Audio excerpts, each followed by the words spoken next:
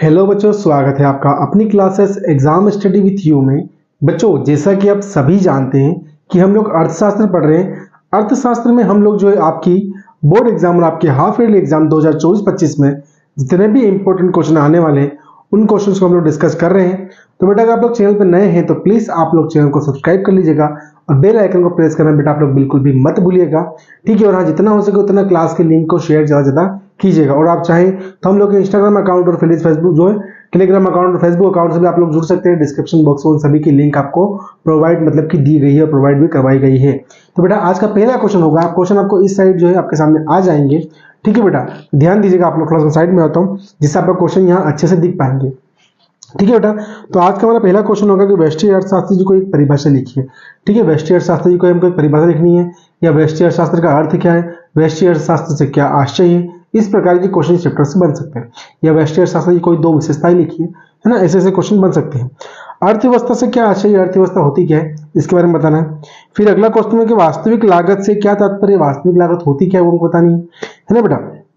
फिर ये औसत उत्पाद किसे कहते हैं, ठीक है। एवरेज प्रॉफिट इसको बोलते हैं हम लोग। ये एवरेज हम उसको बोल सकते हैं कि मान लीजिए औसत उत्पाद किसे किसे कहते हैं, ठीक है। हम कब कहते हैं कि बाजार में किसी वस्तु के लिए अधिक मांग है, मांग अधिक है, अधिक मांग है, ठीक, कब कह सकते हैं हम लोग, है ना। वस्तु बाजार में तथा श्रम बाजार में मांग तथा पूर्ति वक्र किस प्रकार भिन्न होता है, वस्तु बाजार और श्रम बाजार में मांग वक्र किस प्रकार भिन्न होता है हमको ये बताना है, ठीक है। फिर न्यूनतम निर्धारित कीमत क्या, उदाहरण दीजिए, न्यूनतम निर्धारित कीमत होती क्या है, उसका एग्जाम्पल देना हम लोगों को, है ना बेटा।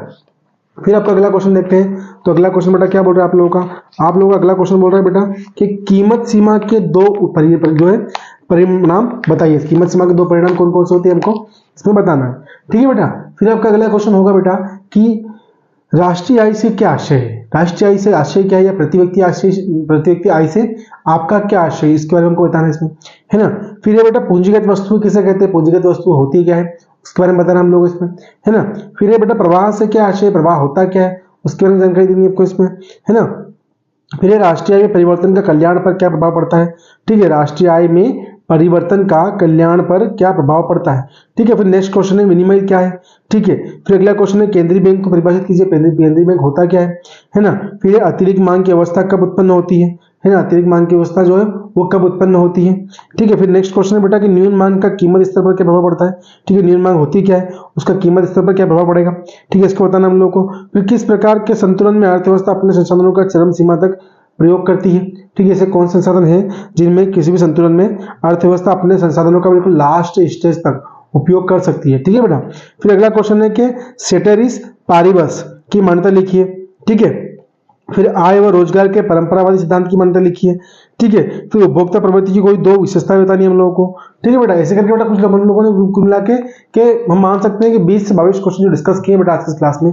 अगर आप लोगों को क्लास पसंद आती है और आप रेगुलर देखते हैं तो बेटा आप लोगों को एक छोटी सी रिक्वेस्ट है कि प्लीज आप लोग क्लास के लिंक को जितना हो सके उतना अपने स्कूल के क्लासमेट्स को फिर जो है उसको शेयर करें, ठीक है। ऐसे बच्चे भी हैं जो कहीं और ऑफलाइन कोचिंग जाते हैं, वो भी हम लोग के आईएमपी क्वेश्चंस की क्लास देख रहे हैं, तो उन बच्चों से भी बोलना चाहूंगा बेटा कि आप लोग थैंक यू, ठीक है बेटा। क्योंकि आप लोग कहीं और कोचिंग जाने के बाद ही बेटा मेरे पास आते हैं, अच्छे इंपॉर्टेंट क्वेश्चन देखते हैं हम लोगों के, ठीक है बेटा। अपनी क्लास देख के जाते हैं आप लोग, ठीक है। तो उसके बाद धन्यवाद है आप लोगों का, ठीक है बेटा। और आप लोग भी इनके नोट्स बनाइएगा, ठीक है बेटा। और आपको फ्री ऑफ कॉस्ट नोट्स चाहिए बेटा तो बिल्कुल ऑफलाइन क्लास लोग ज्वाइन कर सकते हैं। वहाँ हम लोग बहुत अच्छी तरह से और बहुत बेहतरीन तरीके से धमाकेदार पढ़ाई चल रही है हम लोग ऑफलाइन क्लास में भी, ठीक है बेटा। और इस पर थोड़ा ध्यान रखिएगा, जितने भी फ्रेंड्स हैं उन सभी को रिकमेंड जितना हो सके उतना कीजिए आप, ठीक है। Thank you so much.